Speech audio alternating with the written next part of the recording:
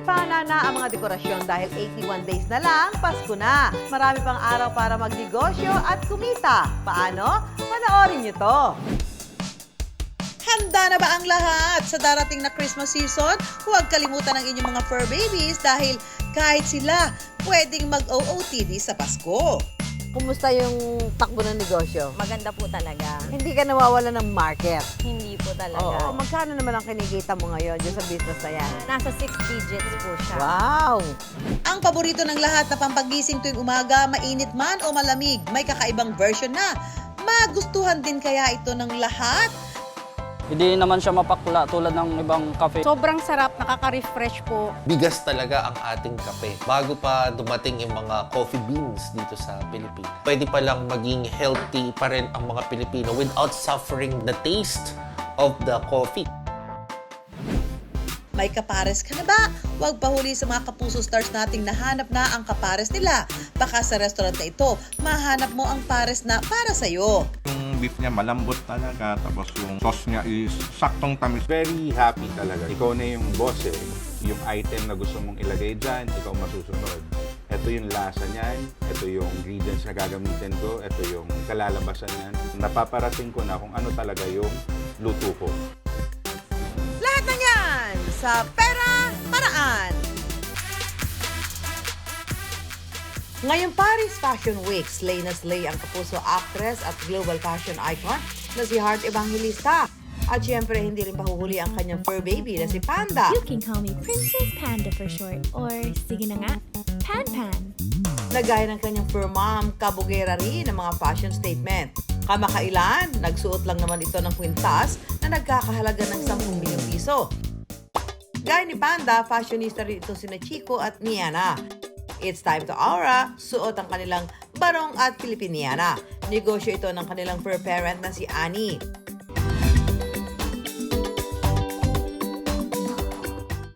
Online sa mga pop-up store tulad nito, ibinebenta ni Annie ang kanyang mga produkto para sa mga alagang pusa at aso. Agaw pansin dito ang mga Filipiniana at barong na iba-iba ang kulay. Miss Annie! Ay, hello po! Ang ganda naman ito. Nakaka-catch ng attention. Nakita ko, akala ko pang tao, yung pala pang aso ito. Opo, No. dogs po. Ano yung talaga negosyo nyo? Gumagawa po talaga kami ng barong sa Divisoria. Kami po ang mga pioneer ng nananahin ng barong sa Divisoria. 1965 pa raw nang simula magtinda ng mga tradisyonal na kasuotan ang kanyang lola sa Divisoria. Hanggang sa naengganyo na rin si Annie na magtayo ng sarili niyang shop.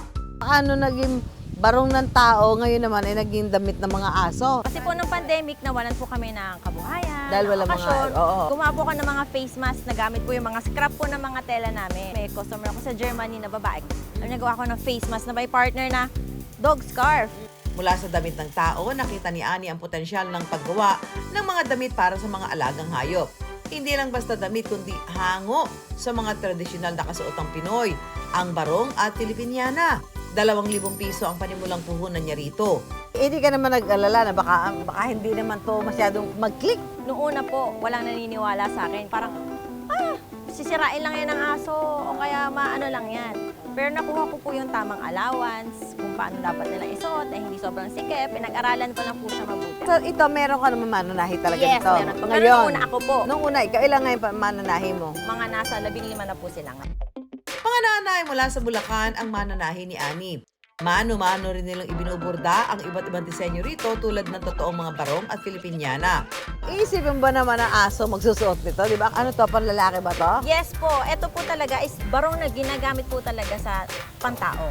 Pati po ang borda nito. Yan, may harness pa po siya sa likod. At ang nagpapakit po dyan, Mami Susan, is ang flag pin. Lahat ng aming barong may kasama pong Magkano flag yung pin. ganito? Nag-range po siya sa 700 and above. Depende po sa size. Hanggang sa Okay. pinakamalaki. Itong ganito, gaano katagal gawin yan? Nakakagawa po kami ng 10 peraso sa isang araw. 10. Siyempre, ipinakilala ni Annie ang isa sa modelo ng kanyang mga produkto. Niana, ay girl, dahil Yes. naka-pink siya. Kaya siya Niana po kasi ang negosyo ko is Filipiniana. Doon ko po kayo yung pangalan niya. So ito yung kanyang Dress barong. address barong Na niya. naka-Filipiniana sleeves na po talaga siya. Patingin nga, ang galing naman. Actually po yan, Mami Susan, gawang abaka. Abaka naman po siya. Apa ka to? Yes. Maliligawan ka niyan. May boyfriend ka na ba? Wala pa, naghahanap baka pwede si Rocky. Hindi ba sila naiirita? Hindi po. Hindi sila Kasi cotton po ang nai-irritate? sa loob natin. Cotton po siya.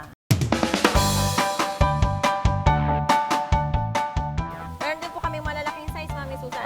Or nga. XL hanggang 9XL. To make sure na kasya. Mag-send lang po kayo ng picture ng dog. Sa picture lang, kaya mo na ma-determine kung ano yung size ko na po yun. na kailangan. Ano pagbuhat ng aso. Kamakailan nag-viral ang isang aso dahil hindi pinapasok sa isang restaurant. Si Yoda, isang aspin tulad ni Panda. Hinanap namin si Yoda para sa isang dog makeover. Sakto! Dahil may pop-up store si na Ani sa isang pet-friendly na cafe sa Quezon City. Pwede raw ang mga alagang hayop dito gaano mang kaliit o kalaki.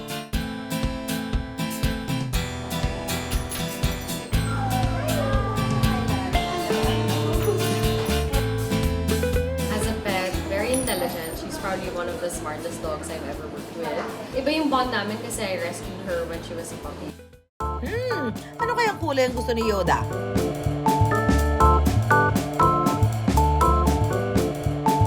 Finally, blue ang pinili ni Yoda.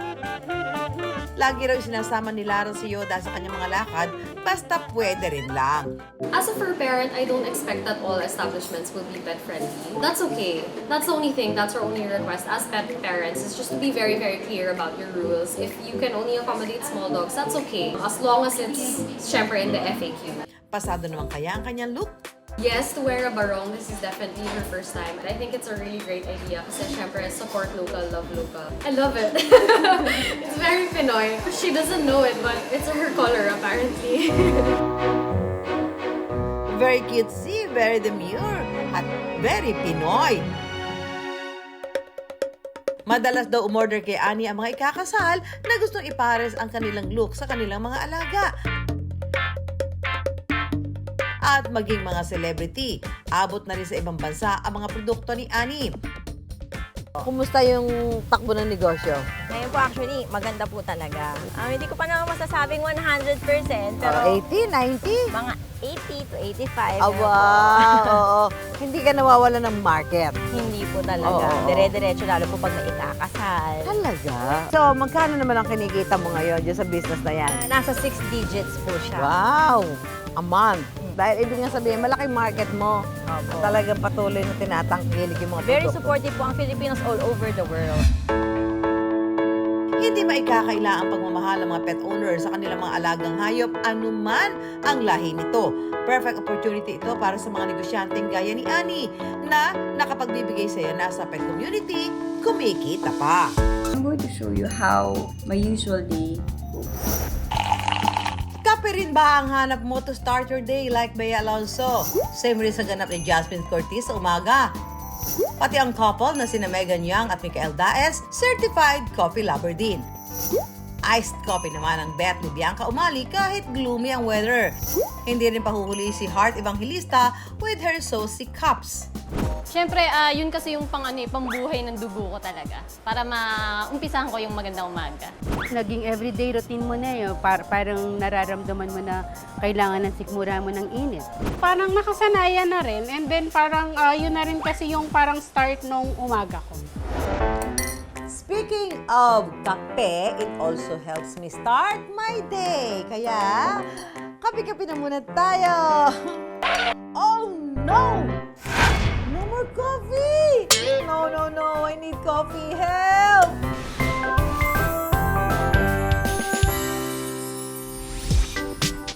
Sa cafe na ito sa Quezon City, hindi coffee bean o buto ng kape ang ginagamit, kundi butil ng bigas. Ito raw ang main ingredient ng mga produkto ng 44 years old na si Joseph.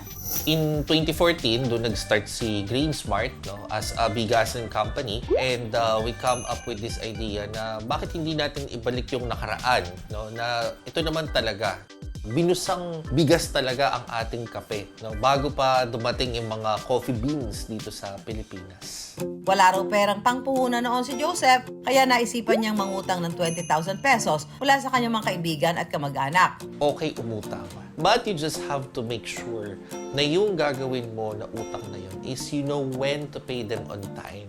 Dahil bago sa pagnenegosyo, marami ang hindi agad naniwala sa kanyang kakayahan. Nahirapan din daw si Joseph na ipakilala ang kanyang produkto. Anong lasa niyan? Mapait ba yan? Ang thinking nila, tinutong na kanin. Pwede palang maging healthy pa rin ang mga Pilipino without suffering the taste of the coffee. Fine arts graduate si Joseph, kaya bago maging negosyante, naging luggage designer muna siya sa isang kumpanya. Gusto ko talaga magnegosyo Parang feeling ko dito talaga yung future So, nararamdaman ko sa sarili ko na ito yung gusto kong gawin. Maraming sinubukan negosyo si Joseph. Pinasok niya ang pagpapatakbo ng resto bar, canteen at iba pang food business. Pero kasing pait daw ng kape ang kanyang nakamit. Despite the ups and downs of having failed businesses before, you have to try and try until one day, there's a proper timing for you, a proper timing when you... Dahil sa pagpasok ng bulto-bultong sako ng bigas sa bigasan ni Joseph, nakabuo siya ng 300,000 pesos na puhunan para sa kanyang rice coffee business. Pumapalo na ang kanyang kita mula 400 hanggang 500,000 pesos kada buwan. Kaya sa loob ng 5 buwan lang, nabawi niya agad ang kanyang puhunan. Pinasok ko yung franchising because maganda yung business model ng franchising Para yung business model na meron ako is parang maging din sila, kumita rin sila dun sa nagawa kong framework of business.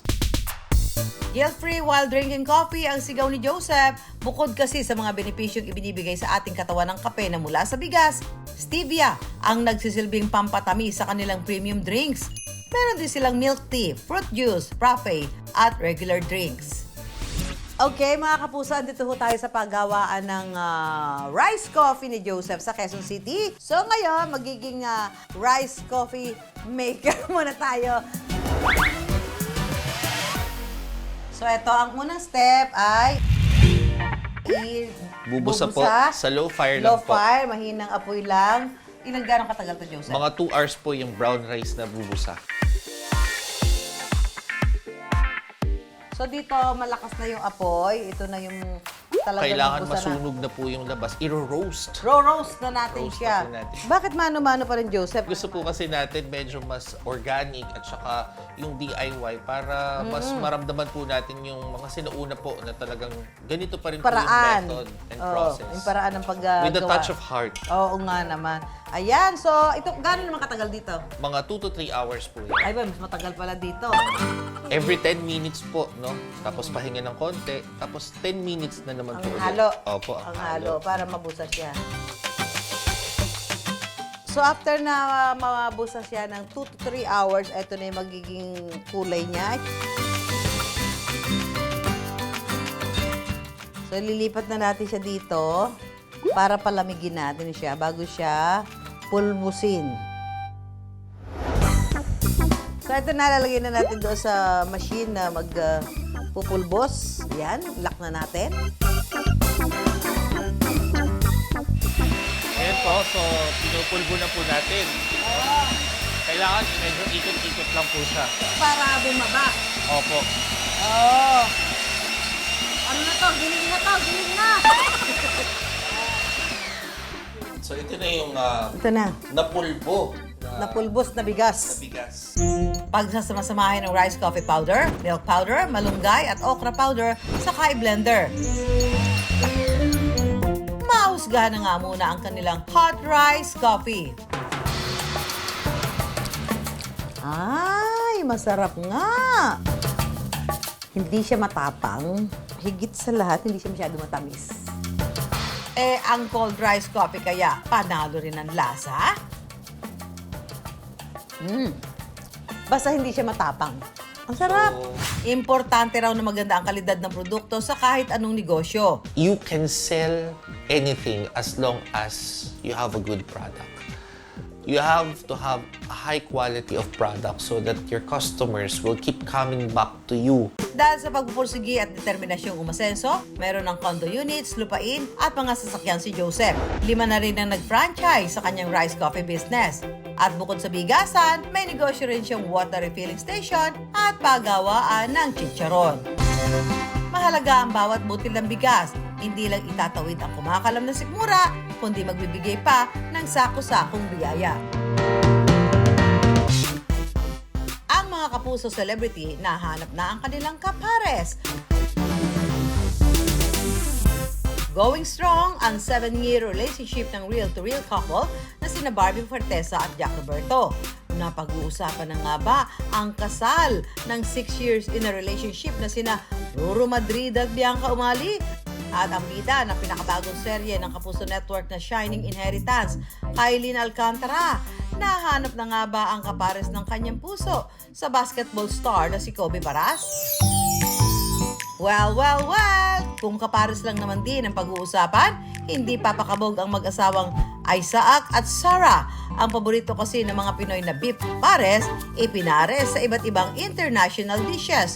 Sana all may kapares!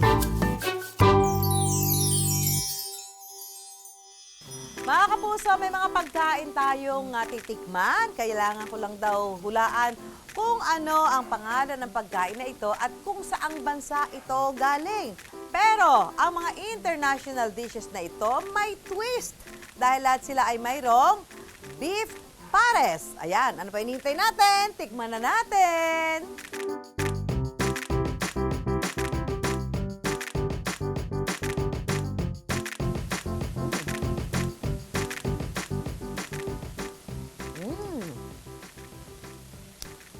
Kailangan hulaan ko kung saan galing bansa. Paano hindi ako nag-travel sa bansang yun? Mexico ba to? Quesadilla! Sobra siyang flavorful. Ang sarap talaga. Hindi ka magkakamali ng bansang sasabihin mo.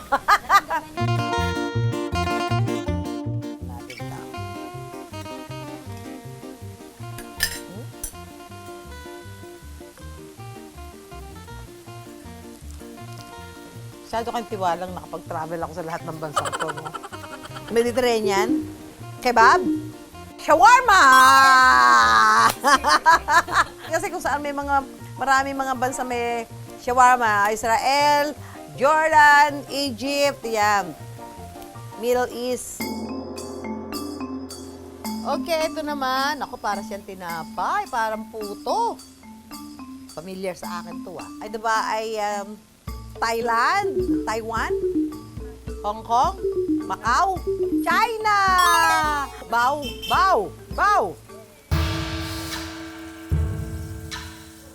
Ayun na naman yung beef pares. Oh, yun. Oh, kitang-kita nyo naman yung beef pares. Ang lutong. Yeah, huwag ka malaglag.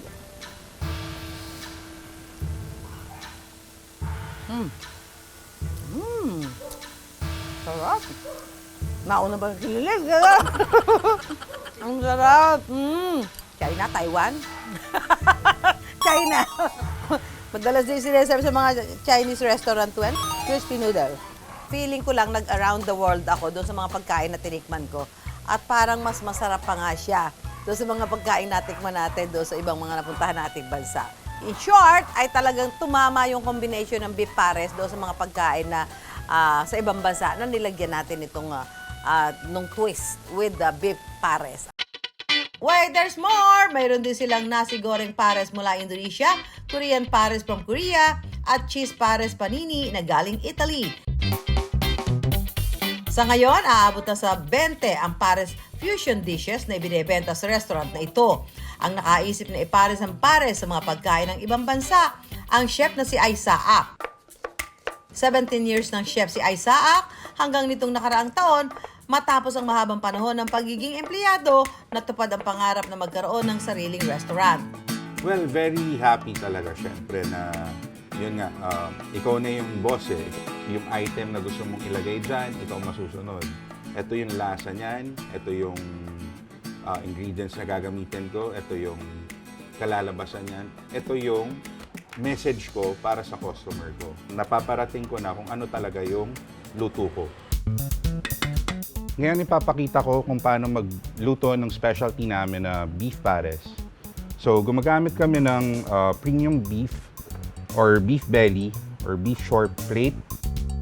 Hihiwain ng malalaki ang karne ng baka para hindi ito madurog kapag pinakuluan. Ngayon pakukuluan natin siya ng 4 na oras sa tubig na may toyo at saka beef bouillon.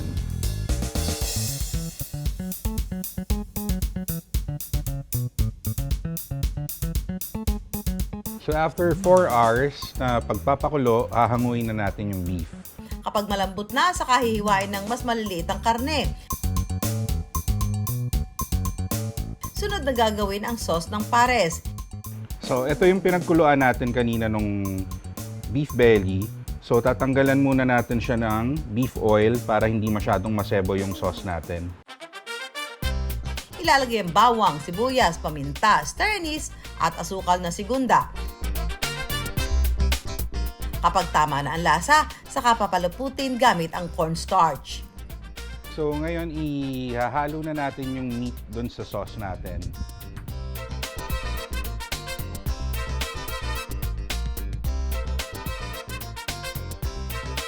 So ready na ang inyong beef pares ng Moonlight Over Pares. Ayan mga kapusot, ito titikman naman natin ang OG, original pares, beef pares. Kasama natin si Chef Isaac. Ayan, siya ho ang nasa likod ng mga masasarap na pagkain na tinikman ko kanina. Ito yung kanyang original na pares. Wow, sa presentation pa lang talagang kakaiba doon sa mga pares na nakikita natin, ha?